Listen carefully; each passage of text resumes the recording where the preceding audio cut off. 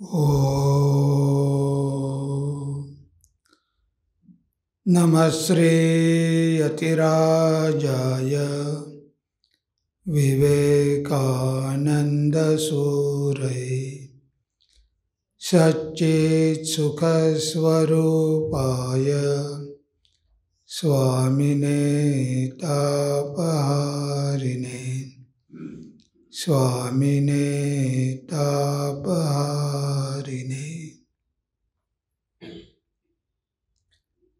उपस्थित सर्व भक्तांना नमस्कार।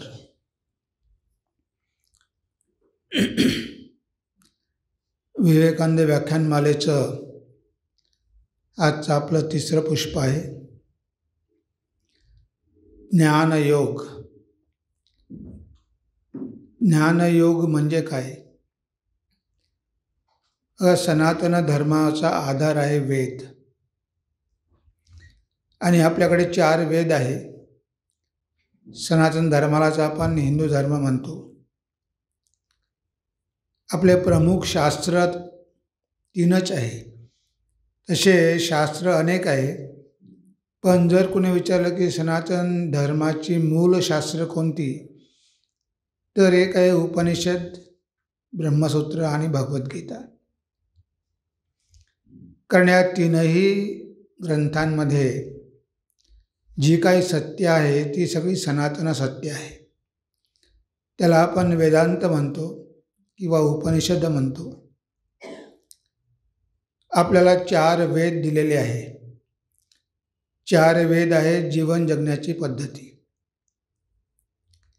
म्हणजे अशा प्रकारे जर आपण या जगामध्ये जीवन जगलो, भगवंताने सृष्टी निर्माण केली आणि त्यासोबतच वेद पण निर्माण केले की मनुष्याने या जगात आल्यानंतर कशा प्रकारचं जीवन जगावं की जेणेकरून तो आपलं ध्येय प्राप्त करू शकेल। म्हणून त्यांनी आपल्याला 4 आश्रम दिले: ब्रह्मचर्य, गृहस्थ, वानप्रस्थ, संन्यास। 4 आश्रमाचे नियम सांगितले आहे, कोणत्या आश्रमात कोणत्या नियमाचं पालन केलं पाहिजे। 4 पुरुषार्थ सांगितलेले आहेत: धर्म, अर्थ, काम आणि मोक्ष। जे धर्माचं आचरण करा। तुम्ही जरी गृहस्थ असाल, तुम्ही पैसा कमावू शकता, तुमच्या इच्छाही पूर्ण करू शकता, पण धर्म हा आधार आहे आणि मोक्ष हे उद्देश आहे। तेव्हा तुम्ही जर धर्माचं आचरण केलं नाही तर तुम्ही तुमच्या ध्येयापर्यंत कधीच पोहोचू शकणार नाही। म्हणून पाया आहे धर्म आणि शेवट आहे मोक्ष।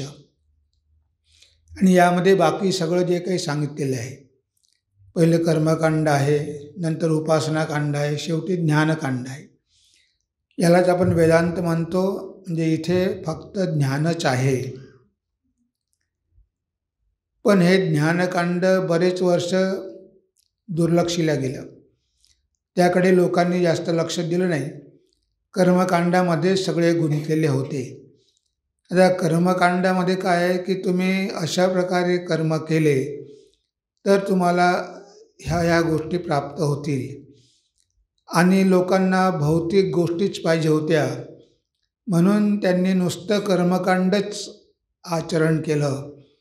आणि त्याच्या कर्मकांड हा फक्त एक माध्यम आहे। त्याच्या माध्यमातून आपल्याला त्या शेवटपर्यंत ज्ञानापर्यंत पोहोचायचं आहे, हे लोक विसरून गेले। तुम्ही पुत्रेष्ठी यज्ञ करा, तुम्हाला पुत्र प्राप्त होईल। तुम्ही अश्वमेध यज्ञ करा, तुम्ही अमुक यज्ञ करा, आणि त्यामध्ये यज्ञामध्ये सगळे गुंतून गेले। सिद्धार्थ गौतमाने हेच बघितलं की सगळीकडे मोठमोठे यज्ञ सुरू आहे, तिथे काय बकऱ्याची बळी दिलेला आहे बकऱ्यांचा, आणि हे सगळं सुरू आहे। म्हणजे त्यावेळेस लोकांनी कर्मकांडालाच जास्त महत्त्व दिलं, आणि त्यामुळे त्यांची काही विशेष आध्यात्मिक प्रगती होऊ शकली नाही। म्हणजे आपल्याकडे वेदांत आहे, भगवद्गीता आहे, ब्रह्मसूत्र आहे, यामध्ये सगळी तत्त्व आहे, पण ही तत्त्व समजायला थोडी अवघड आहे। थोडी तरी त्यासाठी बुद्धी पाहिजे। म्हणून अवघड आहे म्हणून लोकांनी ती सोडून दिली। मग त्यासाठी पुराणं लिहावी लागली, 18 पुराणं लिहिल्या गेली. रामायण महाभारत असे ग्रंथ आले, भागवत ग्रंथ आले, त्यानंतर तंत्र आले. तेवढ्याने समाधान झालं नाही तर मग महापुरुष आले, संत आले. त्यांनी ह्या गोष्टी सोप्या करून सांगितल्या.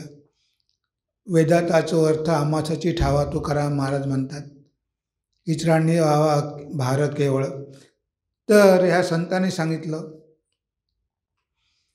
आणि एवढं सगळं सांगूनसुद्धा लोकांना ते कळत नव्हतं.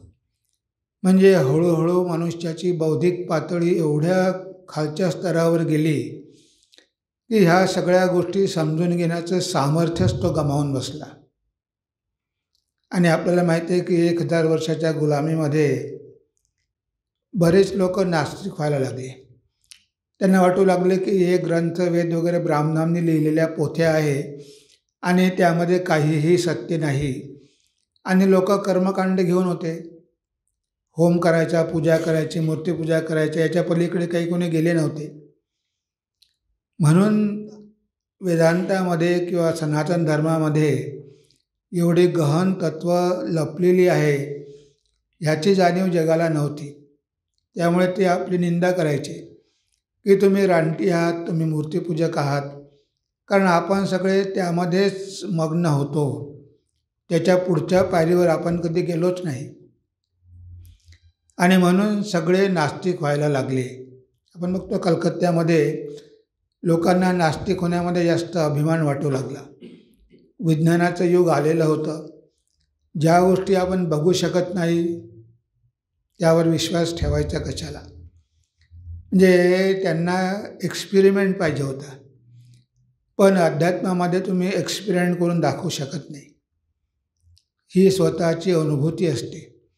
इथे अनुभवाला जास्त महत्त्व आहे, प्रयोगाला महत्त्व नाही. तर इथे तुम्ही भौतिक जगामध्ये इंद्रियाच्या माध्यमातून त्या सत्याला जाणून घेऊ शकत नाही. तर इथे स्वतःला अनुभूती यावी लागते. आणि त्यावेळचे सगळे आपले ऋषी जे होते ते सगळे विवाहित होते. आणि विवाहित असूनसुद्धा त्यांनी वेदाचं आचरण केलं, त्यांनी आश्रमांचं आचरण केलं आणि शेवटी त्यांनी जीवनाचं ध्येय प्राप्त करून घेतलं. जे हळूहळू जगावरची आसक्ती कमी केली. वानप्रस्थ आश्रम, संन्यास आश्रम याचा त्यांनी आश्रय घेतला आणि शेवटी ध्येय प्राप्त करून घेतलं. आणि हे जे काही वेदांतामध्ये लिहून ठेवलेलं आहे त्या काही नुसत्या गोष्टी नाही आहे, ते सगळे अनुभव आहे. जे ऋषींना जे जे काही अनुभव आले ते अनुभव शब्दामध्ये वर्णन करणं तर शक्यच नाही. श्रीरामकृष्ण म्हणायचे की अरे मी किती सांगण्याचा प्रयत्न करतो पण आई माझं तोंड दाबून ठेवते, मी सांगू शकत नाही. कारण ते अचिंत्य आहे, अवर्णनीय आहे, इंद्रिय मनाच्या पलीकडे आहे, अवांग मनाचं गोचरम. तर अशी सत्य तुम्ही वाणीद्वारे कशी काय सांगणार? सांगायला गेलं तर मनुष्य त्या अवस्थेमध्येच जातो, समाधीमध्ये. तरी पण ऋषींनी प्रयत्न केला. त्यांना जेवढं शक्य झालं तेवढं त्यांनी लिहून ठेवलं आणि त्यांनी सांगितलं की आम्ही जे काही लिहून ठेवलेलं आहे हे आमचे अनुभव आहे. आम्ही नुसतं काही ऐकलं वाचलं त्यामधून आलेलं नाही आहे. म्हणून स्वामीजी जेव्हा अमेरिकेमध्ये गेले त्याने व्याख्यानं दिली. त्याच्यापूर्वीसुद्धा अनेकांनी व्याख्यानं दिलेली होती. मुजुमदार होते, केशवचंद्र होते, पण ते केवळ पांडित्य होतं. आणि इथे स्वामी विवेकानंदांनी त्या सत्याची अनुभूती घेतलेली होती. म्हणून त्यांच्या शब्दामध्ये कन्व्हिक्शन होतं. कारण त्यांना माहिती होते की हे शक्य आहे. भगवान श्री रामकृष्ण काही जास्त शिकलेले नव्हते, तरी त्यांनी सत्य जाणून घेतलेलं होतं. त्यांच्याकडे मोठमोठे पंडित यायचे, ज्यांनी षडदर्शनामध्ये खूप अध्ययन केलेलं आहे. ते पंडितसुद्धा यांच्याकडे बघून आश्चर्यचकित होऊन जायचे की आम्ही एवढे शास्त्र वाचलेले आहे, आम्हाला हे सगळं माहिती आहे, पण आम्हाला नुसतं माहितीच आहे. पण हे व्यक्ती त्याचा अनुभव घेत आहे, जरी शिक्षण नसलं म्हणजे म्हणून स्वामी म्हणतात की भगवान श्री रामकृष्ण हे वेदमूर्ती आहे. कारण सगळ्या वेदांची जी तत्त्व आहे त्याचे ते जीवनामध्ये अनुभव घेत आहे. त्यांनी पण सुरुवात मूर्तिपूजेपासूनच केली. कारण सर्वसाधारण मनुष्याला एकदम वेदांतापर्यंत पोचता येत नाही. जरी वेदांत अध्यात्मातलं अंतिम लक्ष्य आहे, पण सगळेच काही अधिकारी नसतात. म्हणजे हळूहळू आपल्याला मनाची तयारी करत करत पुढे जावं लागतं. भगवान श्री रामकृष्णाने दाखवून दिलं की पहिले त्यांनी देवीची पूजा केली, देवीचं दर्शन झालं, नंतर हळूहळू सगळ्या साधना केल्या, पण सगळ्यात शेवटी त्यांनी अद्वैताची साधना केली. तोतापुरी गुरु आले आणि त्यांना ती समाधी दिली. ती निर्विकल्प समाधी हे अंतिम ध्येय आहे. ते प्राप्त करून घेणं हेच जीवाचा उद्देश आहे. हे जीव आणि ब्रह्म दोन्ही एकच आहे ही अनुभूती म्हणजे आध्यात्मिक जीवनाची चरमसीमा आहे. पण सुरुवातीला तिथपर्यंत पोहोचणं सगळ्यांना शक्य नसते. पण ऋषींनी अशा प्रकारचं जीवन आचरण केलं की त्यांना ते शक्य झालं. स्वामीजींनी ती अनुभूती घेतली, ठाकूरांनी ती अनुभूती त्यांना करून दिली. आणि त्यांनी पण प्रश्न विचारला होता नरेंद्राने की तुम्ही देवाला बघितलं आहे का? ठाकूर म्हणाले, हो मी बघितलं आहे. म्हणजे मी बघितलं आहे, तुला जसं बघतो आहे त्यापेक्षाही स्पष्ट रूपानं बघितलं आहे. आणि तुला जर ती अनुभूती पाहिजे असेल, तुला पण मी देऊ शकतो, माझं जर तू ऐकलं तर. आणि आपल्याला माहिती आहे की एक दिवस स्पर्श केला श्रीरामकृष्णाने आणि नरेंद्राला ती समाधीची अवस्था, उच्च दर्जाची समाधी प्राप्त झाली. तोतापुरींना आश्चर्य वाटलं की मी ज्यासाठी 40 वर्षेपर्यंत तपस्या केली, या महापुरुषांनी 3 दिवसामध्ये ती समाधी प्राप्त केली. म्हणजे भगवान श्री रामकृष्ण अधिकारी होते, कारण त्यांनी वेगवेगळ्या साधना करून त्यांचं मन एकदम पवित्र करून टाकलेलं होतं. जगाविषयी आसक्ती नव्हती, म्हणून त्यांना ती अनुभूती होऊ शकली.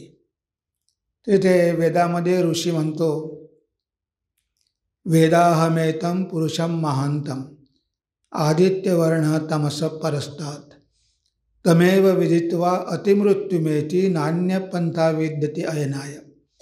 स्वामीजींनी हा मंत्र अमेरिकेमध्ये बरेचदा कोट केलेला आहे. श्वेताश्वेतर उपनिषदामधला मंत्र आहे. तर तो ऋषी म्हणतो की मी त्या सत्याला जाणून घेतलेलं आहे, ही माझी अनुभूती आहे. वेदाहमेतं म्हणजे मी ते जाणलेलं आहे. वेद म्हणजे जाणणं, अनुभूती घेतलेली आहे. पुरुषम महांतम, तो पुरुष कसा आहे? तो महान पुरुष आहे, विराट आहे, विश्वरूप आहे. अशा त्या पुरुषाला मी जाणून घेतलं आहे. आणि तमस परस्तात, सगळ्या अज्ञानाच्या पलीकडे आहे. तिथे अज्ञान किंवा अंधकार नाहीच. आणि त्याला जाणून घेतल्यामुळेच मनुष्य मृत्यूच्या तावडीतून सुटू शकतो. तमेव विदित्वा अतिमृत्युमेती नान्यपंथा विद्यते अयनाय. दुसरा कोणताही मार्ग नाही. ती अनुभूती प्राप्त करून घेतल्यानंतरच जीवाची मुक्ती होते, मनुष्याला ज्ञान प्राप्त होते. म्हणून गीतेमध्ये सुद्धा म्हटलं आहे, ज्ञानाला खूप महत्त्व दिलं आहे की सर्वात श्रेष्ठ काय आहे? ज्ञानच आहे. आणि ते ज्ञान प्राप्त करून घेणं हेच आपल्या जीवनाचा उद्देश आहे. त्या गीतेमधला तो श्लोक आपल्याला आठवत असेल की तिथे भगवान म्हणतात, यथैधांसी समिद्धोग्निः भस्मसात कुरुते अर्जुन ज्ञानाग्नी सर्व कर्माणी भस्मसात कुरुते तथा. तर इथे ज्ञानाग्नी काय? सगळ्या कर्माला भस्मसात करून टाकते. ती ज्ञानाची अग्नी जेव्हा आपल्यामध्ये प्रज्वलित होते, जशी अग्नी आपल्या लाकडाला जाळून खाक करते, तसं ते ज्ञान आपल्या सगळ्या संस्कारांना नष्ट करते. म्हणून इथे म्हटलं आहे की सगळ्यात पवित्र जर काही असेल तर ते ज्ञानच आहे. ते पण म्हटलं आहे, नहि ज्ञानेन सदृशं पवित्रम या विद्यते. इथे ज्ञानापेक्षा मनुष्याला पवित्र करणारं काहीही नाही. तेव्हा इथे ज्ञान काय करू शकतं? सगळे कर्म आपले नष्ट करू शकतात. हे ज्ञान झालं की कर्माचा पूर्ण नाश आणि कर्मनाश झाला की मग पुन्हा जन्मच नाही. हे कर्मच आपल्या जन्माला कारण असतं. तर ते ज्ञानच आपले कर्म नष्ट करतात, पण ते ज्ञान प्रगट करावं लागतं. जसं लाकडामध्ये अग्नी आहे, पण ती लाकडं घासून ती अग्नी बाहेर काढावी लागते. स्वामी विवेकानंद म्हणतात, religion is the manifestation of divinity already in man. म्हणजे आमच्यामध्ये ते दिव्यत्व आहेच. आम्ही दिव्य स्वरूपच आहोत, आम्ही आत्मस्वरूपच आहोत. आणि ते आपलं स्वरूप जे असुप्त आहे ते जागृत करणं हाच खरा धर्म आहे. म्हणजे मंदिरात जाणं, पूजा करणं, हे करणं, ते करणं, हे सगळं ठीक आहे. पण हे सगळे ते ध्येय प्राप्त करून घेण्याचे वेगवेगळे मार्ग आहेत. पण इथे ती आपल्यामध्ये दिव्यत्व प्रगट करणं, आणि ते दिव्यत्व जर आपण प्रगट करू शकलो तर मग या जगामध्ये आपल्याला कोणतीही गोष्ट अशक्य नाही. कारण ज्याने ती अनुभूती घेतलेली आहे ती व्यक्ती पूर्णपणे बदलून जाते. एखादा मनुष्य जर झोपलेला असेल, तो जागा झाला तरी तो जसाच्या तसाच राहतो. पण एखादा मनुष्य समाधीमध्ये गेला असेल आणि तो जेव्हा समाधीमधून परत येतो तेव्हा तो पूर्वीसारखा राहत नाही. तो ज्ञानी होतो. त्याला सगळं काही ज्ञान प्राप्त होतं आणि ते जे काही बोलतो ते वेद होऊन जातात. म्हणजे मनुष्यामध्ये एवढं परिवर्तन होऊन जातं. म्हणजे हे ज्ञान प्राप्त झाल्यानंतर जुना मनुष्य राहत नाही. तो सर्वज्ञ होतो. त्याला सगळं काही माहिती होतं आणि तो सगळं काही प्राप्त करून घेऊ शकतो. तर असे लोक या गोष्टींकडे लक्ष देत नाही, भौतिक गोष्टींकडे. पण इच्छा केली तर ते स्वतःच्या इच्छेनं काही पण करू शकतात.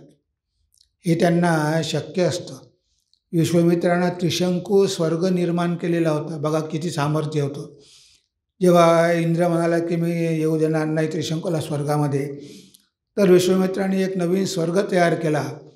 म्हणजे एवढं सामर्थ्य या लोकांमध्ये असतात. ते लोकांना बाहेर दाखवत नाही, कारण दाखवलं तर लोक त्याच्याच मागे धावतात. तर म्हणून ते ज्ञान प्राप्त झालं की मनुष्य पूर्णपणे बदलून जातो. अजून एका ठिकाणी स्वामीजी म्हणतात, teach yourself, teach everyone his real nature. Call upon the sleeping soul and see how it awakes. Power will come, glory will come, goodness will come, purity will come, and whatever is excellent will come to you when the sleeping soul roused to self-conscious activity. तुमच्यामधलं ते सुप्त चैतन्य जेव्हा जागृत होईल तेव्हा power will come, purity will come, and what ever is good. म्हणजे सगळं काही तुम्हाला प्राप्त होईल. ह्या सगळ्या गोष्टी तुमच्या मागे धावतील. तुम्हाला कशाच्याही मागे धावायची गरज पडणार नाही. तुम्ही जे म्हणाल ते सत्य होईल. तुमचं वाक्य सत्य होईल, तुमचे शब्द सत्य होतील. म्हणजे एवढं सामर्थ्य त्या मनुष्यामध्ये येतं जेव्हा तो स्वतःची शक्ती प्रगट करतो. स्वामीजींनी अमेरिकेमध्ये 4 वर्ष व्याख्यानं दिली, पण एवढं ज्ञान, जसं काही ज्ञानाचा फवारा बाहेर पडत आहे. कधीही ते व्याख्यानं तयार करत नव्हते. उत्स्फूर्तपणे ते ज्ञान त्यांच्यामधून प्रगट होत होतं. भगवान श्री रामकृष्ण काही खूप शिकले नव्हते, ग्रंथ वाचले नाही, पण जर आपण वचनामृत बघितलं तर ते ज्ञान त्यांना एवढं प्राप्त झालं कसं. ते म्हणाले की आई सगळं ज्ञान ढकलून देते, राशीच्या राशी ढकलून देत आहे. म्हणजे अशांना ज्ञानाचा अभाव कधीच पडत नाही, कारण त्यांना ती प्रेरणा मिळत असते, इन्स्पिरेशन, आणि त्यांच्या माध्यमातूनच ते ज्ञान प्रगट होत असतं. आणि हे ज्ञान, हा आनंद आपल्या सगळ्यामध्ये आहे. असं नाही की त्यांच्यामध्ये होतं आणि आपल्यामध्ये नाही आहे. Each soul is potentially divine. आपलं सगळ्यांचं स्वरूप तेच आहे. फक्त आज आपण विसरलेलो आहोत, कारण आपण आपल्याला शरीर समजतो म्हणून. शंकराचार्य म्हणतात की हा विचार बदला.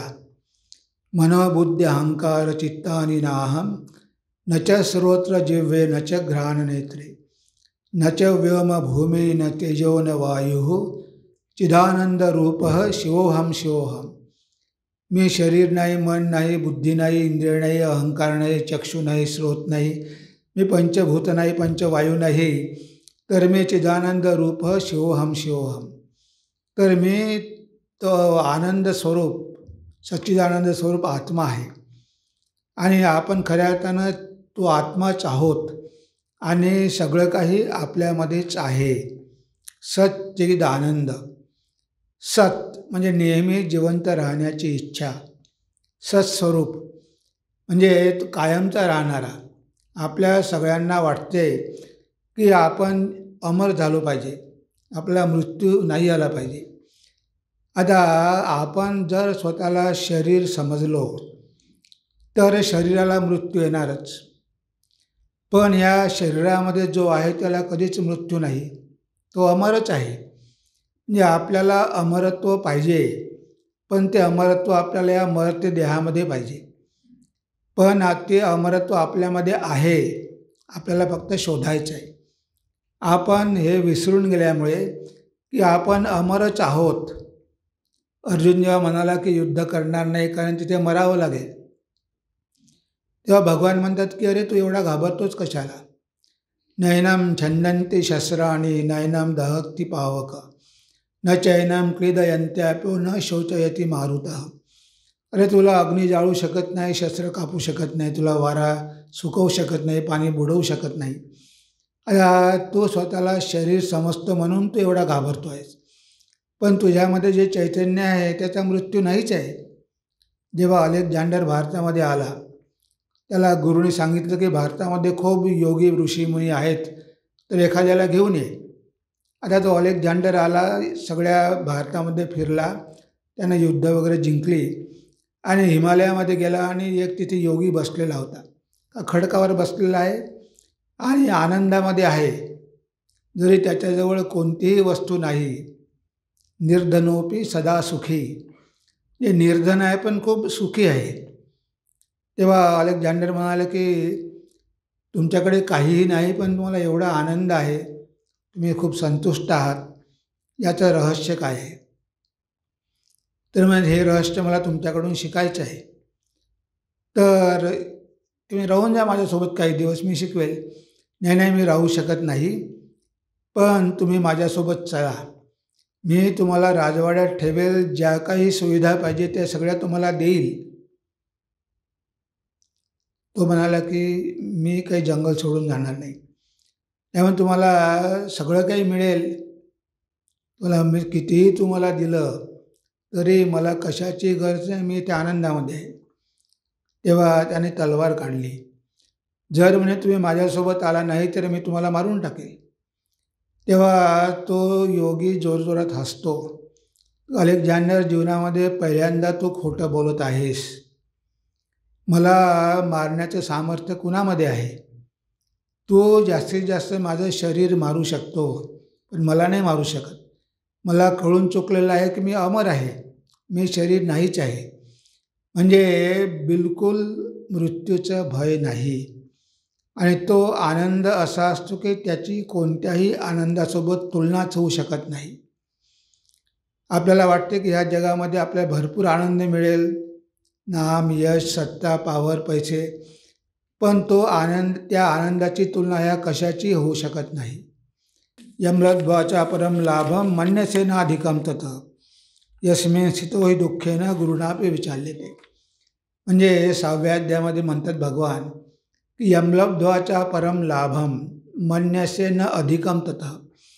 म्हणजे जेव्हा त्या सत्याचा तुम्हाला अनुभव येतो, यमलब्ध्वाचा परम म्हणजे त्यापेक्षा जास्त कोणत्याही प्रकारचा आनंद नाही. आणि ते सत्य लाभल्यानंतर मग कितीही दुःख झाली गुरुणापि विचाल्यते. म्हणजे मनुष्याला कितीही दुःख झाली तरी तो विचलित होत नाही. म्हणजे त्याला मृत्यूसुद्धा विचलित करू शकत नाही. त्यानं मृत्यूवरसुद्धा जय मिळवलेला आहे. तर असा हा आनंद प्रत्येकाला पाहिजे असतो. प्रत्येक व्यक्तीच आनंदाच्या शोधामध्ये आहे, पण आनंद कुठे शोधावा हे आपल्याला कळत नाही. जसा तो हरिण आहे, त्या हरणाच्या नाभीमध्येच कस्तुरी आहे, पण त्याला वाटतं की कस्तुरीचा सुगंध बाहेरून कुठून तरी येत आहे, म्हणून ते हरिण सारखं धावत असतं. पण त्या कस्तुरी मृगाला कळत नाही की ती कस्तुरी त्याच्याच नाभीमध्ये आहे.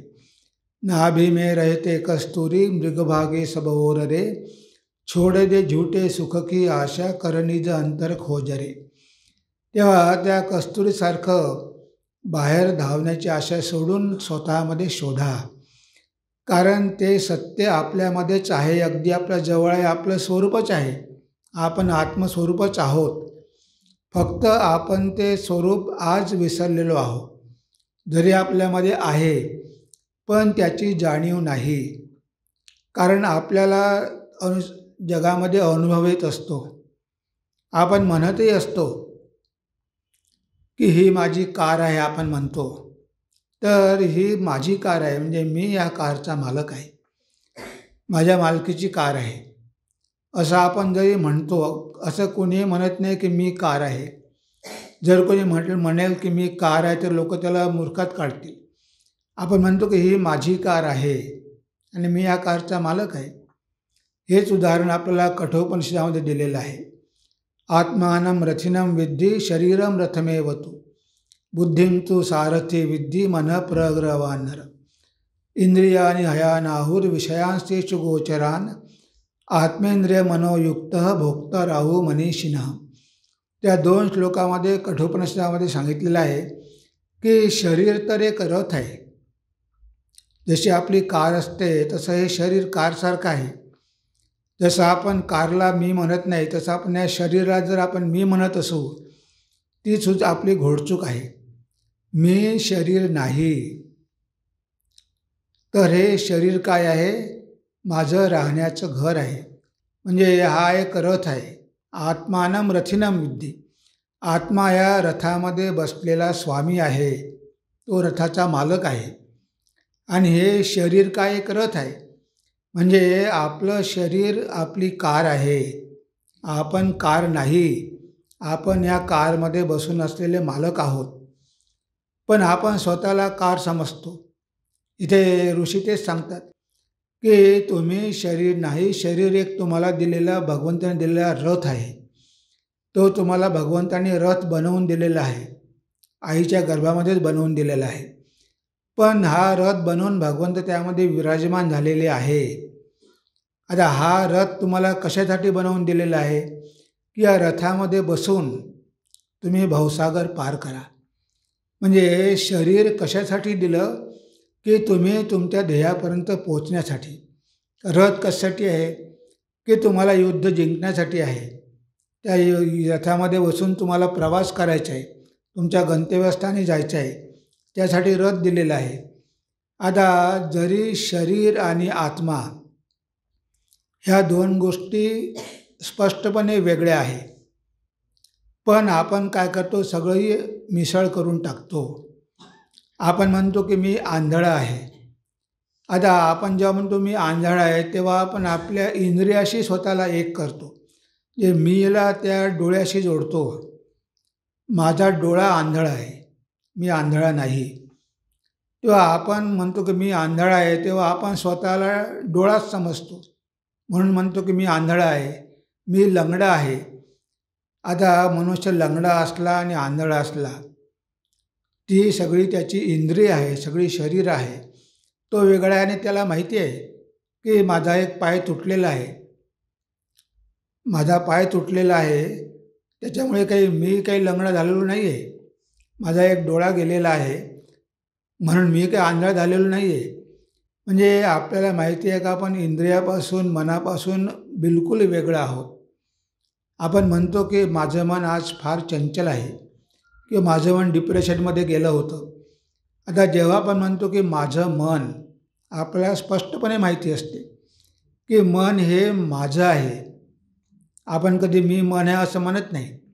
मन हे माझं आहे आणि ते चंचल आहे आणि मला प्रयत्न करायचा आहे त्या मनाला स्थिर करण्याचा.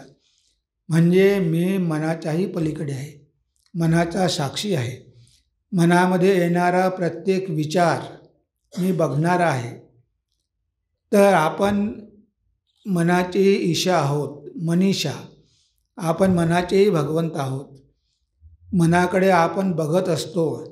मनामध्ये आलेले विचार आपण बघत असतो. आपण कधी स्वतःला मन समजत नाही.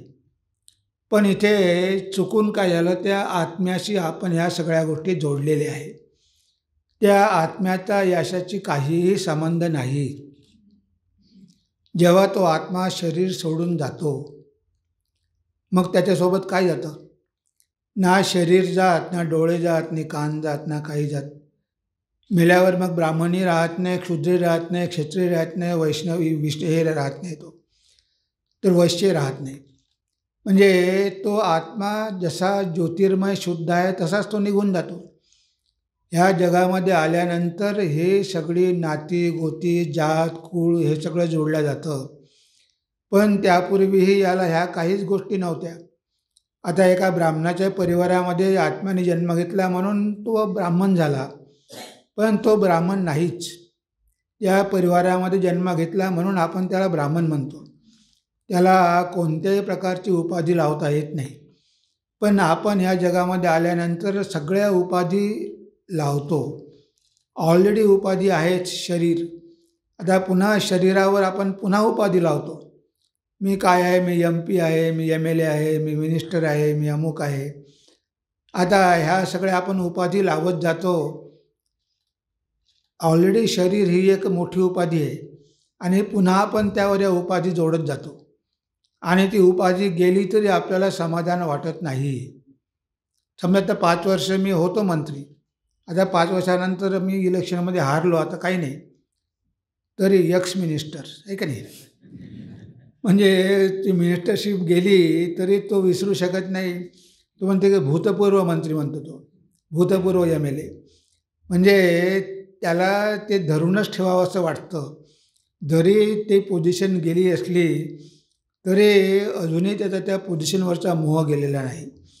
म्हणजे अशा प्रकारे किती प्रकारची बंधनं आपण या आत्म्याला निर्माण करत असतो. जरी ह्या आत्म्याला कसलंही बंधन नाही, त्याला जात नाही, पात नाही, नाती नाही, गोती नाही, शरीर नाही, मन नाही. तो नित्य शुद्ध बुद्ध मुक्त स्वभाव आहे. तो सच्चिदानंद स्वरूप आहे.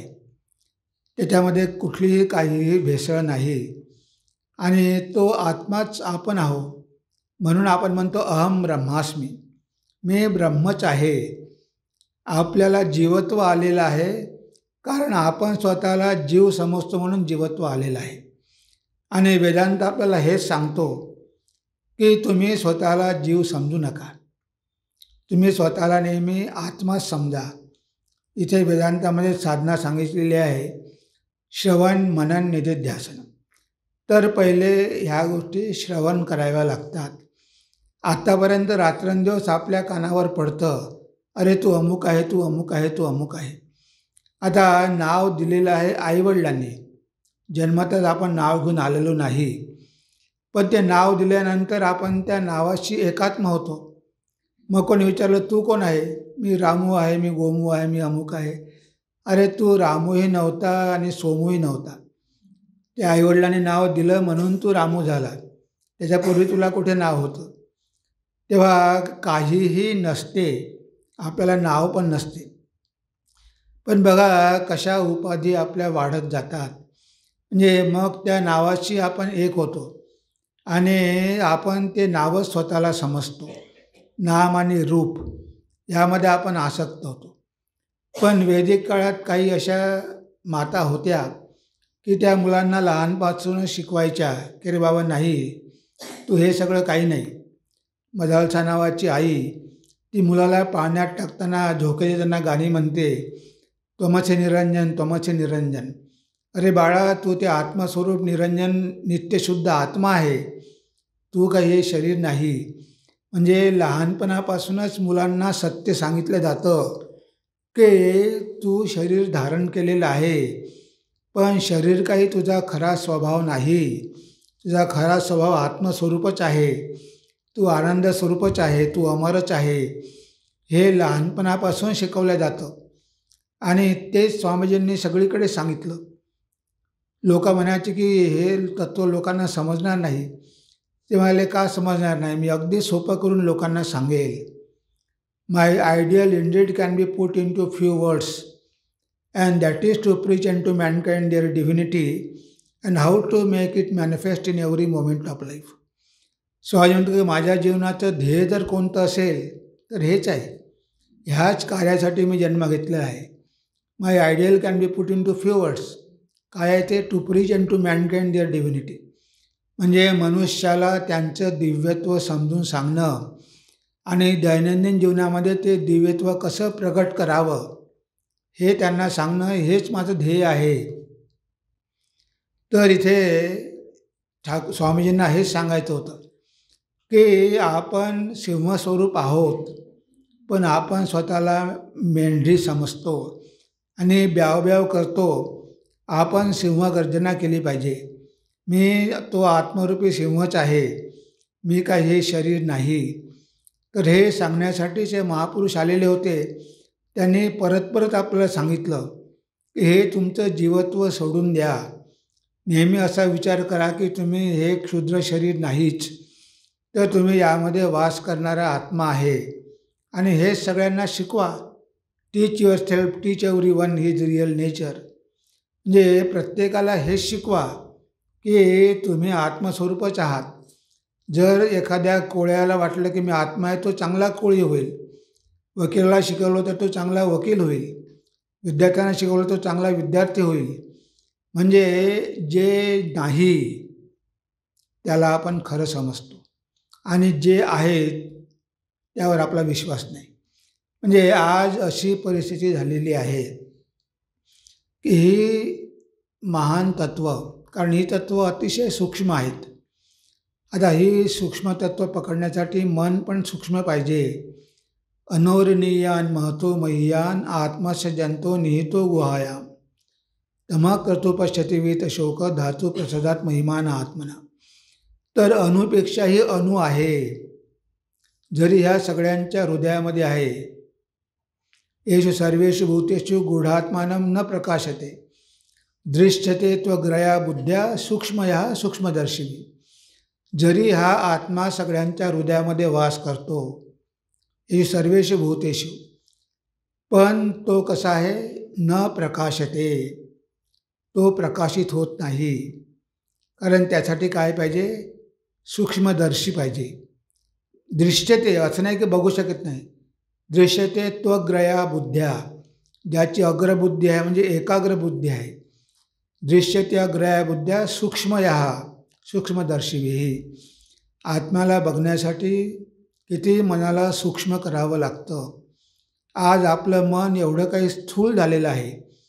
हे स्थूल जग आहे आणि या स्थूल जगाचं आपण जेवढं चिंतन करू तेवढं आपलं मन स्थूल होत जाईल. आणि जेवढं भगवंताचं आत्म्याचं चिंतन करू तेवढं आपलं मन सूक्ष्म होत जाईल. आज आपण आपल्या मनाला एवढं स्थूल करून टाकलेलं आहे की या स्थूल मनाद्वारे सूक्ष्म तत्वांचं आकलन करणंच आपल्याला शक्य नाही. म्हणजे आपल्यामध्ये ते सामर्थ्यच उरलेलं नाही की सूक्ष्म तत्व समजून घ्यायची. नाही, हे मला समजत नाही, हे फार अवघड आहे, हे काय आपल्यासाठी नाही, असं म्हणून आपण त्या गोष्टी उडवून देतो. पण जर पुन्हा आपण समजून घेण्याचा प्रयत्न केला तर मला तरी वाटत नाही की काही त्यामध्ये असं कठीण आहे समजण्यासारखं. कारण ह्या दोन गोष्टी वेगळ्या आहे. आपल्याला दिसते आहे, एक जिवंत मनुष्य आहे, दुसरा मेलेला आहे. आता ह्या मेलेला मनुष्य आहे त्याच्यामध्ये ते चैतन्य नाही, म्हणजे मग गेलं कुठे? म्हणजे काहीतरी याच्यामध्ये होतं, ते निघून गेलेलं आहे. आता हे सत्य त्या नचिकेत्याला 11व्या वर्षी कळलं आणि आपल्याला मरेपर्यंत कळत नाही. तो यमराजाला विचारतो की काही लोक म्हणतात की मेल्यानंतर काहीच राहत नाही आणि काही म्हणतात की काहीतरी राहते, तर यामधलं काय सत्य आहे? तर हे सत्य काय आहे हे तुम्ही मला समजून सांगा. यमराज म्हणतो की अरे तू एवढा छोटासा मुलगा आहे, तुला हे तत्त्व काय कळणार? त्यासाठी किती बुद्धी पाहिजे. इव्हन देवदेवतांनासुद्धा हे कळत नाही आणि तू मला हा प्रश्न विचारतोस. दुसरं काहीही माग, ह्या जगातलं ऐश्वर्य माग, रथ पाहिजे, घोडे पाहिजे, स्वर्गातलं सुख पाहिजे, अप्सरा पाहिजे, रंभा पाहिजे, काय पाहिजे सगळं माग. तुला सगळं काही मी द्यायला तयार आहे, पण मला दुसरा हा प्रश्न विचारू नको, दुसरं काहीतरी विचार. तेव्हा नचिकेता म्हणतो की तुमच्यासारखे गुरु मला मिळालेले आहे की तुम्हाला जे सत्य माहिती आहे. आता एवढं कठीण सत्य जर मला तुम्ही नाही सांगू शकले तर कोण सांगणार.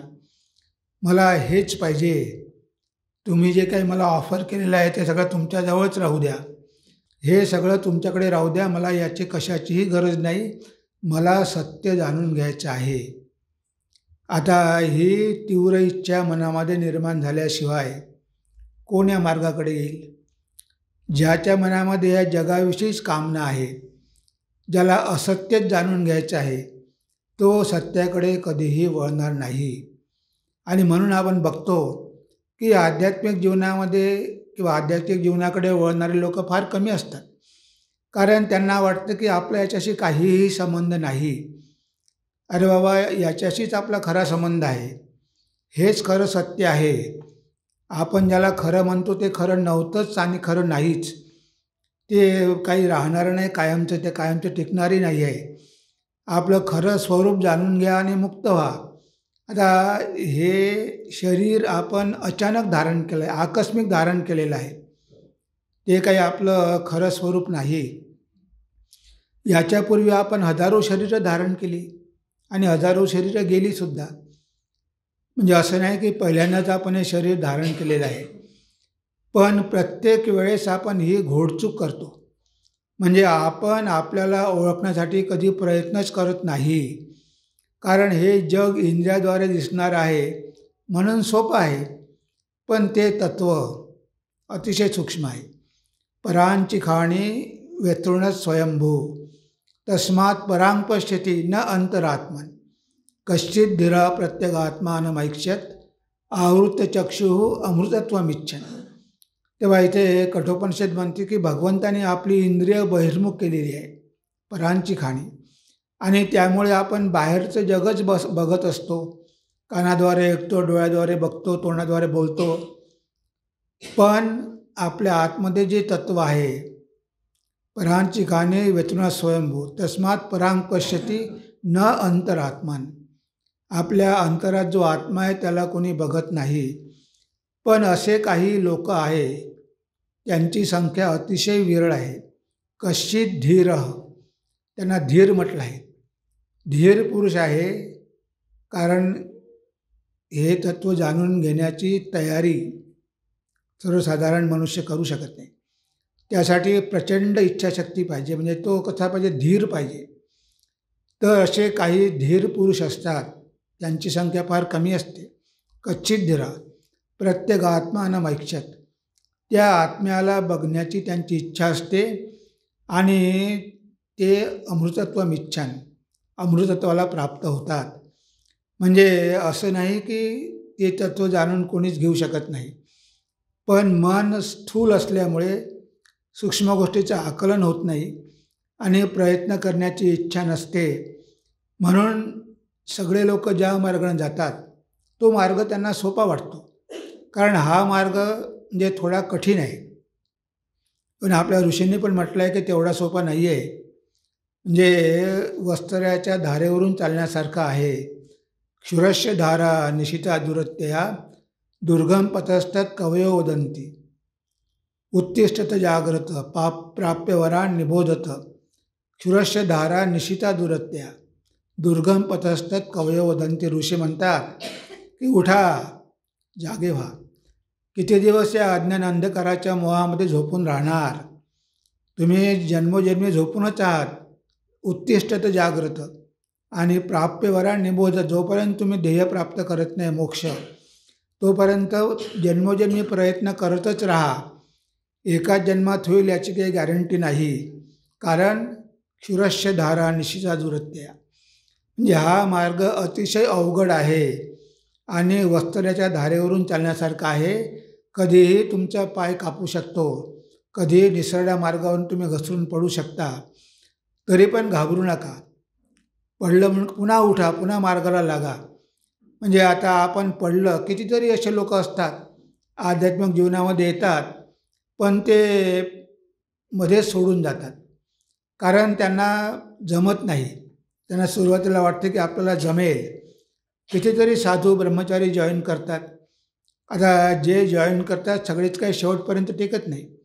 जवळजवळ 50% मध्ये सोडून जातात. कारण इंद्रियाशी संघर्ष करणं, सगळ्या जगाची आसक्ती सोडणं, म्हणजे एवढं म्हणतो तेवढं आपण सोपं नाही. लोकं म्हणतात, काय रामकृष्ण मठामधले साधू मजेमध्ये आहे. मस्त खायला प्यायला मिळते, राहायला मिळते आणि थोडंसं काम केलं की झालं. चला आपणही जाऊ. आता आपल्याला तर काही नोकरी वगैरे नाही, आपणही जाऊन बघू. ते येतात मोठ्या आशेनं आणि 2 महिन्यामध्ये त्यांना कळतं एवढं सोपं नाही आहे. त्यांच्या घरची आठवण येते, आईवडील येतात, रडायला लागतात आणि मग आपोआप ते वितळून जातात, निघून जातात. म्हणजे दुरून बघायला जरी सोपं वाटत असलं, पण आतमध्ये आल्याशिवाय कळत नाही की हा मार्ग आणि हे जीवन कसं खडतर आहे. लोकांना वाटते की फार सोपं आहे. सोपं असतं तर मग सगळेच आले असते, लाईन लागली असती. पण इथे ब्रह्मचारी साधूंची संख्या किती कमी आहे. आणि आजकाल तर इंटरनेटमुळे सगळे त्या मायेमध्ये एवढे भुललेले आहे की एक दिवस जर नसेल फोन तर त्यांना करमत नाही. आता इथे आल्यानंतर ते सगळं सोडावं लागतं. तर असे किती असू शकतात धीर की जे ह्या मार्गाकडे वळण्यासाठी प्रयत्न करतात. फार कमी. आणि त्यांच्यामध्ये फारच कमी शेवटपर्यंत टिकून पण राहतात आणि त्यामध्ये काही जण फक्त त्या ध्येयापर्यंत पोहोचू शकतात. प्रयत्न सगळेच करतात, पण प्रयत्नाची तीव्रता पाहिजे. ज्याची प्रयत्नाची तीव्रता असेल, पराकाष्ठा असेल, तो लवकरात लवकर ध्येयापर्यंत पोहोचू शकेल. पण जो म्हणतो की बनत बनत बनी जाई, घाई कशाला आहे, होईल आरामात, एक दिवस होणारच आहे. जे असं जर आपण करत राहिलो तर मग आपण काय पुढे पुढे ढकलत जातो. म्हणजे तेवढे कठोर प्रयत्न करत नाही. जसे स्वामीजींनी किती कठोर प्रयत्न केले, हिमालयामध्ये किती वर्ष तपस्या केली, कितीतरी आपले ऋषीमुनी साधू संत त्यांनी काही असं कम्फर्टेबल जीवन जगले नाही. आता स्वामीजींना माहिती होती की या पिढीमधले तरुण तेवढी कठोरता करू शकणार नाही. ते हिमालयात जाऊन ऊन वारा पाऊस सहन करून भिक्षा मागून काही ते संन्यासी होऊ शकणार नाही, हे स्वामीजींना माहिती होतं. म्हणून त्यांचा मार्ग सुगम व्हावा म्हणून स्वामीजींनी रोटी कपड्यावर मकानी व्यवस्था करून ठेवली की बाबा तुम्ही 24 घंटे ध्यान नाही करू शकणार, मग दिवसभर करणार काय? काम करा, निष्काम करा, कर्म करा. तो पण कर्मयोगच आहे आणि त्यामुळे पण तुमचं चित्त शुद्ध होणारच आहे. तुम्ही भगवंताकडेच जाणार आहात. कारण तेवढं सामर्थ्य नाही की रात्रंदिवस ध्यान लावून बसू शकत नाही. मग फावल्या वेळात झोपेमध्ये आळसामध्ये काढण्यापेक्षा काहीतरी सत्कर्म केलेलं बरं.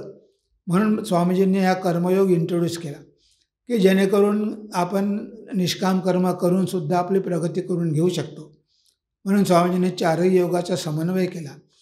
तर म्हणजे आजच्या युगासाठी मार्ग अगदी सोपा करून दिला. नाहीतर संन्यासी होणं काही तेवढं सोपं नव्हतं. स्वामीजींच्या वेळेस किती अवघड होतं. म्हणजे भिक्षा मागून, माधुकरी मागून त्यांना पोट भरावं लागायचं आणि लोक पण टिंगल करायची, अरे एवढा धट्टाकट्टा आहे, भिक्षा कशाला मागतो. म्हणजे लोक पण सहजासहजी देत नव्हते. तरी पण त्यावेळेस साधूंचा सन्मान होता समाजामध्ये, काही लोक द्यायचे. आता तर दरवाजावर पाटीच लागलेली असते, घरामध्ये कुत्रा आहे सावध राहा. म्हणजे आमच्या घरामध्ये येऊच नका. आता कुत्रा असो की नसो, पण कोणीही आपल्या घरी भीक मागायला येऊ नये म्हणजे अशी पाटी लावून देतात.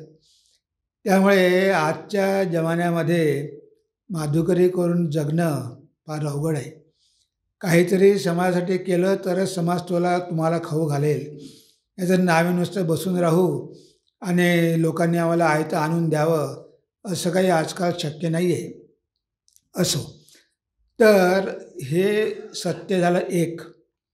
म्हणजे मी आत्मा आहे याची अनुभूती घेणं, ज्याला आपण आत्मसाक्षात्कार म्हणतो. ही झाली एक बाजू. पहिले आपल्याला त्या आत्म्याला आपल्यामध्ये बघावं लागेल, पण तेवढंच पुरेसं नाही. तीच काही अंतिम अनुभूती नाही. तुम्ही तुमच्यामध्ये आत्म्याला बघू शकता, बघू शकला म्हणजे काही सगळं झालं असं नाही आहे. आणि ह्या आत्म्याला बऱ्याच लोकांनी बघितलं होतं, पण विदेशामध्ये हा कन्सेप्ट मुळीच नाही. ते अद्वैतापर्यंत पोहोचलेलेच नाही. आता अनल हक, मनसूर अली म्हणाला की अनल हक म्हणजे मीच अल्लाह आहे, तर त्याला फासावर देण्यात आलं. आता आपल्या इथे म्हणू शकतो कोणी की मीच ब्रह्म आहे, पण तिथे नाही, अल्लाह एकच आहे. तर तुकाराम महाराज म्हणतात, विठ्ठलाच्या संगे तुका बिघडला आणि जो जो बिघडला तो ती विठ्ठलची झाला. म्हणजे आता मी विठ्ठल होऊन गेलेलो आहे, मीच विठ्ठल आहे, असं आपल्या देशामधले संत म्हणू शकतात. मीच ब्रह्म आहे, मीच ईश्वर आहे. बाहेर देशामध्ये या अवस्थेपर्यंत कोणी पोहोचू शकत नाही आणि पोहोचला तरी त्याला जिवंत ठेवत नाही. त्या सॉक्रेटिस तो म्हणायचा की मीच ईश्वर आहे, तर सॉक्रेटिसला विष पाजून मारण्यात आलं आणि या लोकांना, मुलांना बिघडवतो. आता त्यांना त्या सत्याची अनुभूती आलेली होती, पण ते समाजामध्ये त्या गोष्टी सांगू शकत नव्हते, कारण समाज मान्य करायला तयार नव्हता. कारण ही तत्त्व जी आहे, अद्वैत तत्त्व, हिचा विकास भारतामध्येच झालेला आहे. भारताच्या बाहेर द्वैता जास्तीत जास्त विशिष्ट द्वैता, अद्वैतापर्यंत कोणतेही तत्त्वज्ञान पोचलं नाही आहे. एक बायबल आणि कुराण, त्यामध्ये पण अद्वैतापर्यंत कोणीही पोचलेलं नाही. तर इथे आपल्या वेदांमध्ये काय म्हटलं आहे की जसा तुमच्यामध्ये आत्मा आहे तो सगळ्यामध्ये आहे. त्याला म्हटलं आहे विराट दर्शन. ह्या जगामध्ये सगळा आत्माच व्यापलेला आहे, अद्वैत. इथे दोन नाहीच. म्हणजे माझा आत्मा वेगळा, तुमचा आत्मा वेगळा असं नाही. आत्मा एकच आहे आणि तो एकच आत्मा सगळ्यांमध्ये आहे. ही जी अद्वैताची अनुभूती आहे, ही अनुभूती फक्त भारतातले ऋषींनीच घेतलेली आहे. त्यामुळे ती अनुभूती प्राप्त करून घ्यायची आहे. अर्जुनाला कितीतरी दर्शनं झाली होती, तरी तो म्हणाला की नाही, मला तुमचं विश्वरूप बघायचं आहे, की तुम्ही कसे विश्वामध्ये व्यापलेले आहात. आणि भगवंताने ते विश्वरूप दाखवलं. नरेंद्रला कितीतरी अनुभूती यायच्या, पण तुम्हाला की मला कितीतरी दर्शनं होतात, पण मला अजूनही शांती नाही. कारण ती अद्वैताची अनुभूती झाल्याशिवाय अंतिम शांती लाभणं कठीण आहे. म्हणजे जेव्हा सगळ्यामध्ये आपण स्वतःलाच बघतो, फक्त एका शरीरामध्ये नाही, तर सगळ्या शरीरांमध्ये आपण आपल्यालाच बघतो. म्हणजे आपल्याशिवाय ह्या जगामध्ये दुसरं काहीही नाही. मी त्या जगामध्ये सर्वत्र व्यापलेलो आहे. ही आहे अंतिम अनुभूती, की सगळ्यामध्ये मीच आहे. ईशोपनिषदेने म्हटलेलं आहे, यस्तु सर्वाणि भूतानि आत्मन्येव अनुपश्यन्ति. म्हणजे जो सगळ्या भूतांमध्ये आत्म्याला बघतो, सर्व भूतस्थच आत्मानम, आणि त्या आत्म्याला स्वतःमध्ये बघतो, ततो न विजुगुप्सते. असा व्यक्ती कुणाचाही द्वेष करू शकत नाही. कारण द्वेष करायला कोणी पर्क नाहीच आहे. जर सगळ्यामध्ये मीच आहे, मग मीच माझा द्वेष कसा करणार.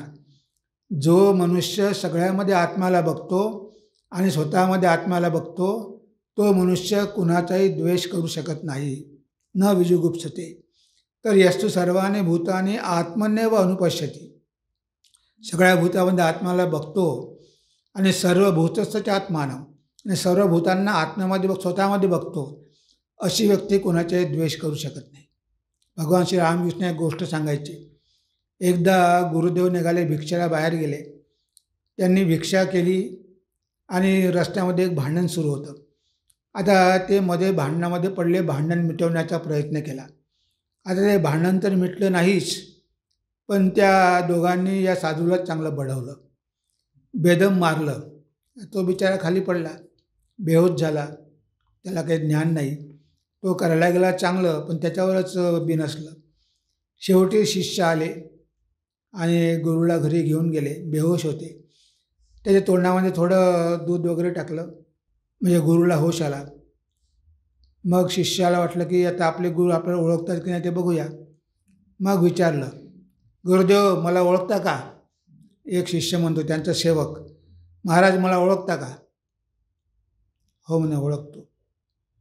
कोण आहे मी, माझं नाव काय आहे सांगा बरं. नाही, ज्याने मला तिथे काठीनं मारलं तो तिथे मला दूध पाजत आहे. म्हणजे तो पण आत्माच होता, तू पण आत्माच आहे. म्हणजे तुमच्या दोघांमध्ये मला कुठेही काही भेद दिसत नाही. म्हणजे अशा लोकांचा कोणी शत्रूच राहत नाही. ते शत्रूवर पण प्रेम करू शकतात. कारण त्यांना शत्रू दिसणार कसा? जर सगळीकडे मीच आहे, तेव्हा ते जगामध्ये कधीच वाईट बघू शकत नाही. भगवान श्रीरामकृष्ण वेश्येला पण प्रणाम करायचे. म्हणजे आई जगदंबा तू इथे पण आलेली आहे या रूपामध्ये. म्हणजे त्यांना पापी, वाईट, असा दुर्जन कोणीही दिसू शकत नाही. कारण सगळ्यामध्ये त्यांना ते चैतन्य दिसते. सगळ्यामध्ये त्यांना तो आत्माच दिसतो. आता ज्यांना सगळ्यामध्ये आत्मा दिसतो, ते द्वेष कसा करणार? आता मनुष्य परिस्थितीनुसार वाईट कर्म करत असतो. तो वाईट मार्गाने जातो. पण वाईट मार्गाने गेल्यामुळे काही त्याच्या स्वभावामध्ये काही फरक पडत नाही. आत्म्याला चांगला आणि वाईट काहीच स्पर्श करू शकत नाही. ह्या सगळ्या गोष्टी आहे मनामध्ये. आणि मनामध्ये जर आहे, तर हे मन शुद्ध करण्याचं सामर्थ्य आपल्यामध्ये आहे. मन पवित्र झालं, की त्या मनाच्या मागे तो पवित्र आत्माच आहे.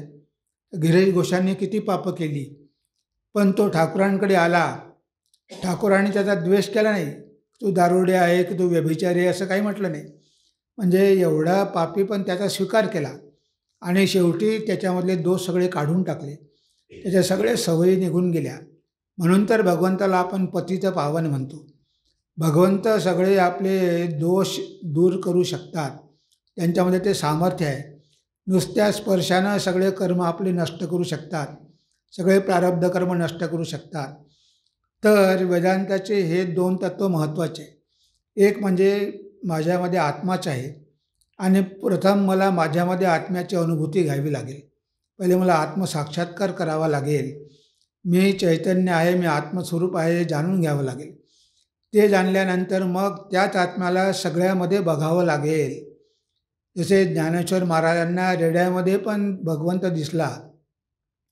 जेव्हा ते पंडित म्हणाले की हा रेडा काय वेद म्हणू शकतो? म्हणे हो, तो चराचरामध्ये आहे. मग तो रेड्यामध्ये का नसणार? आणि रेड्यासुद्धा वेद गायन करायला लागला. का भिंतीवर बसलेले आहे. त्यांना माहिती आहे की काहीच जड नाही, सगळंच चेतन आहे. जेव्हा चांगदेव महाराज वाघावर बसून आले, ज्ञानेश्वर म्हणतो आई तू चल, ती भिंत चालायला लागली.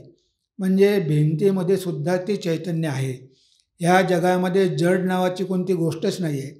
हे सगळं जग चैतन्यानंच व्यापलेलं आहे.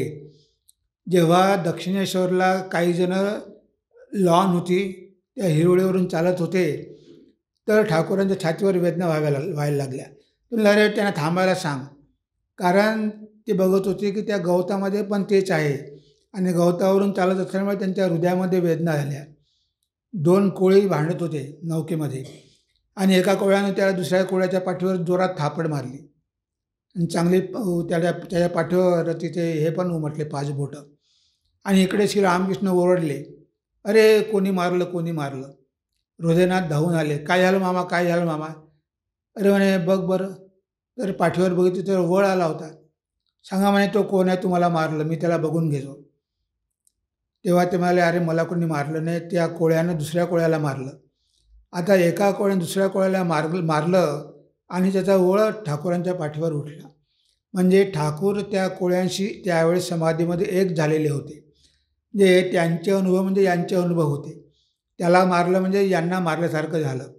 म्हणजे हे जे एकत्व आहे की सगळ्यामध्ये मीच आहे.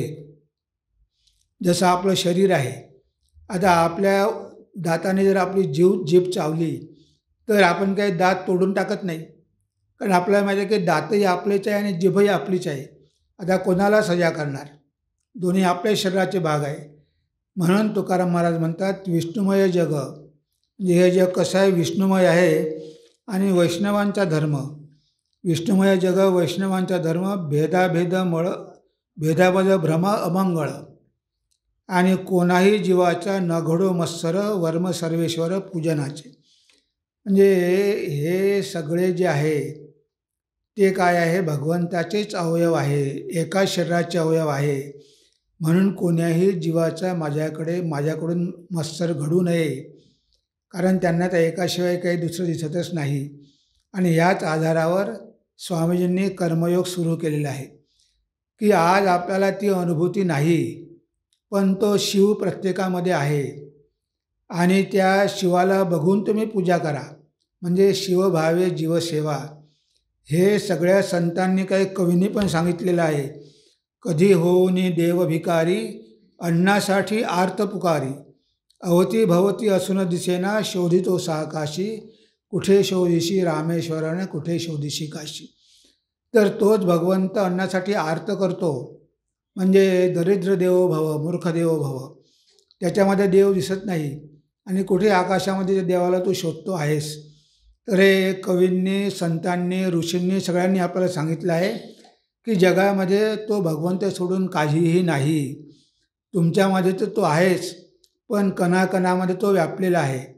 ही दृष्टी आपली जगाकडे बघण्याची असली पाहिजे. या जगाकडे आपण त्या दृष्टीनं बघितलं पाहिजे की ह्या जगामधला प्रत्येक व्यक्तीच दिव्य स्वरूप आहे. आता आज आपल्याला त्याचा अनुभव नाही म्हणून विश्वास ठेवावा लागतो. शिवभावे जीवसेवा ही अनुभूती या लोकांना आलेली आहे. त्यांनी साक्षात शिवाचे दर्शन केलेलं आहे, पण आपल्याला ती अनुभूती नाही. आणि म्हणून आपल्याला विश्वास ठेवून त्यांच्या शब्दावर सगळ्यांवर प्रेम करावं लागतं, सगळ्यांची सेवा करावी लागते. आणि कुणाचाही द्वेष, मत्सर किंवा कुणालाही कसल्याही प्रकारची इजा करू नये. कारण तसं केल्यामुळे आपण पापाचे भागीदार होतो. म्हणजे आपण भगवंताला त्रास दिला म्हणून आपल्या हातून ते पापकर्म घडलं. आणि आपण इतरांना जर त्रास दिला तर शेवटी त्याची कर्म आपल्यालाच भोगावी लागतात. कारण शेवटी सगळ्यामध्ये भगवंतच आहे. आणि मग त्या कर्माप्रमाणे आपल्याला जन्म मिळतो. योनिमन्ये प्रपद्यन्ते शरीरत्वाय देहिन, स्थाणुमन्ये अनुसयन्ति यथा कर्म यथा श्रुतम. उपनिषद म्हणते की काही जीवात्मे या जगामध्ये खूप पाप करतात. परोपकाराय पुण्याय पापाय परपीडनाम. इतरांना पीडा देणं हे पाप आहे आणि इतरांची सेवा करणे हे पुण्य आहे. तर जे लोक इतरांना खूप पीडा देतात तर ते त्यांचं काय होतं, काही लोक शरीर धारण करतात, म्हणजे गर्भामध्ये प्रवेश करतात. योनिमन्ये प्रपद्यन्ते शरीरत्वाय देहिन. म्हणजे शरीर मग कोणते असो, पण शरीर धारण करतात. मग ते पशु पक्षी मनुष्य कोणते असो. आणि ज्यांनी खूपच पापकर्म केलेलं आहे, स्थाणुमन्ये अनुसयन्ति यथा कर्म यथा श्रुतम. ते स्थाणुमन्ये म्हणजे जड वस्तू, म्हणजे दगड किंवा एखादं झाड. आता ते झाड जर झालं, समजा एखादा जीव जर झाड झाला तर त्याला ऊन वारा पावसामध्ये हजारो वर्ष राहावं लागतं. 100 वर्ष 200 वर्ष झाड जगतात, मोठमोठी झाडं. आणि त्यांना ऊन वारा पाऊस सगळा सहन करावा लागतो. ते जास्त पाप केल्याचं फळ आहे. स्थाणुमन्ये अनुसयन्ति यथा कर्म, जसं तुमचं कर्म असेल, आणि यथा श्रुतम, तुम्ही जे काही ज्ञान संपादन केलेलं असेल, म्हणजे तुमच्या ज्ञानाप्रमाणे आणि तुमच्या कर्माप्रमाणे तुम्हाला पुढचा जन्म मिळेल. आणि तो कोणत्या योनीमध्ये जाईल काही सांगता येत नाही. म्हणून आपण आध्यात्मिक झालो पाहिजे, धार्मिक झालो पाहिजे. आज ज्या अवस्थेमध्ये आहोत त्यापेक्षा प्रगती करून घेतलेली पाहिजे. आणि जेणेकरून पुढच्या जन्मामध्ये आपण आध्यात्मिक मार्गावरच प्रवास करू शकू. यासाठी आपल्याला आतापासून तयारी करावी लागते. जर आपण तयारी केलेली असेल तर आपण ह्याच मार्गाने पुढे पुढे जात राहू. जे भगवंत अशा प्रकारच्याच आपल्याला जन्म देईल की जिथे आपण आध्यात्मिक जीवन जगू शकू. पण जर आपण काहीच केलं नसेल, आध्यात्मिक जीवनाला सुरुवात पण केली नसेल, पूर्णपणे भौतिकवादी असू, जर घोर संसारी असू, तर मग मात्र त्याचे परिणाम काय होतील हे आपण काहीच सांगू शकत नाही. म्हणून लोकांना मृत्यूची भीती वाटते. अरे मेल्यावर काय होईल, अरे काय होईल, जसे पडाल तसं उगवेल. तुम्ही चांगलं जर केलं असेल तर चांगलंच होईल, तुमची सद्गती होईल. वाईट केलं दुर्गती होईल. तर शेवटी आपल्या हातीच आहे, आपल्यावरच अवलंबून आहे. म्हणून हा जन्म आपल्याला आपल्या पुण्यामुळे मिळालेला आहे, भगवंताच्या कृपेमुळे लाभलेला आहे. आता ह्या जन्माचं आपल्याला सार्थक करायचं आहे. म्हणून अध्यात्माविषयी आपण आवड निर्माण केली पाहिजे. आणि कितीही जरी कठीण वाटला मार्ग तरी पुन्हा पुन्हा आपण प्रयत्न केले पाहिजे. म्हणजे कितीही कठीण असेल तरी प्रयत्न करत राहिलो तर तो सोपा होतो. आणि एकदा मार्ग सोपा झाला की मग त्याची आपल्याला आवड लागते. मग आपण आवर्जून त्या मार्गाकडे जाण्याचा प्रयत्न करतो. श्री रामकृष्ण लहानपणापासून कुठेही भागवत असो रामायण असो ते ऐकायला जायचे. म्हणजे लहान वयामध्ये त्यांना रामायण भागवताची आवड होती. म्हणजे अशा प्रकारे जर आपल्या मनामध्ये चांगले संस्कार असेल तर आपण कधीही पुन्हा या घोर संसारामध्ये डुबणार नाही, भवसागरात डुबून जाणार नाही. तर आपलं मन नेहमी भगवंताकडे जाईल आणि नाही आज नाही उद्या कधीतरी आपण आपल्या ध्येयस्थानी पोहोचूच.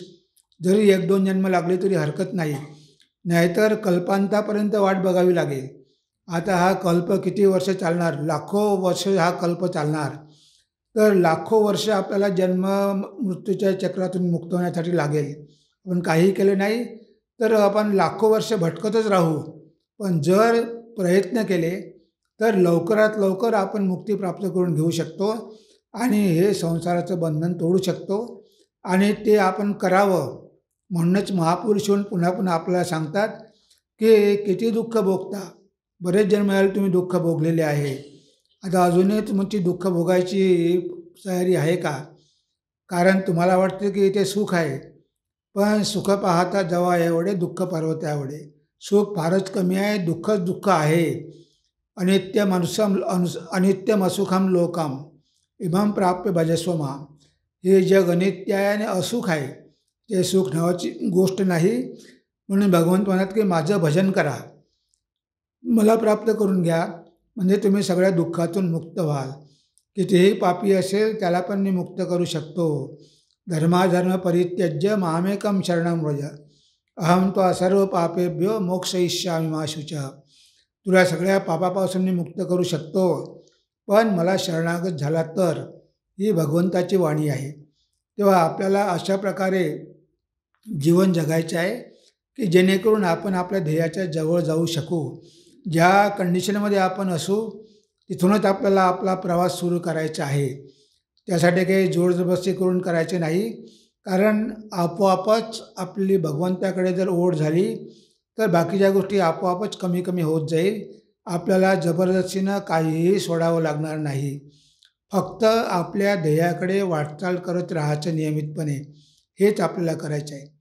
तेव्हा आजची आपली वेळ संपलेली आहे. आपण इथेच आपल्या चिंतनाला विराम देऊया. नमस्कार, धन्यवाद.